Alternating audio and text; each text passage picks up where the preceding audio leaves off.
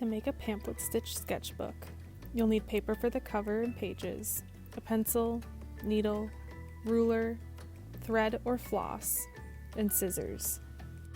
First, gather paper for the pages of the book. I'm using printer paper, but any thin paper will work. Next, trim those pages down to whatever size you want, keeping in mind the pages will be folded in half in the final book.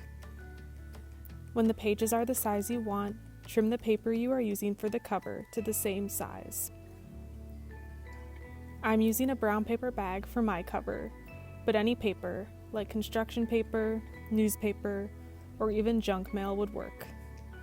I'm using a ruler to line up the edge of the pages with the cover and carefully tearing, but you could also use scissors.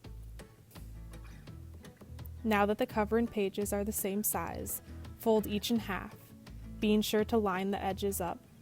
Next, fit the pages into the cover. They should fit nicely, but if they don't, trim away any extra paper. Now we will make the holes for the thread to go through. Open up the book and lay it flat. Use a ruler to mark 3 evenly spaced holes on the spine with a pencil. This style of book can be made with any number of holes, but 3 is a good place to start. After the holes are marked, use something sharp like a needle, safety pin, or push pin to carefully make holes through the papers and cover. Now that our holes are made, we can start sewing. I'm using embroidery thread, but floss would also work.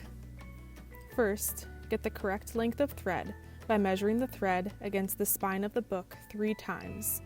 Then, thread your needle, being sure not to tie a knot at the end.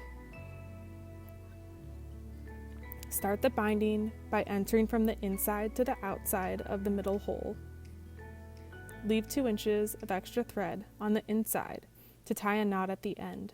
Now go up to the top hole, entering from the outside to the inside. Then go from the inside to the outside of the bottom hole. Finish by bringing the needle and thread back from the outside to the inside of the middle hole.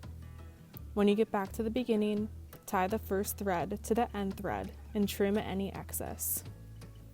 Here's a drawing of the process of making a pamphlet stitch book.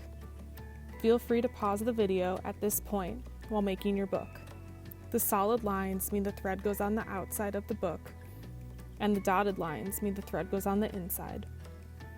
When my pamphlet stitch book was finished, I decided to decorate it with small lines of color with watercolors. Be creative and make your book your own.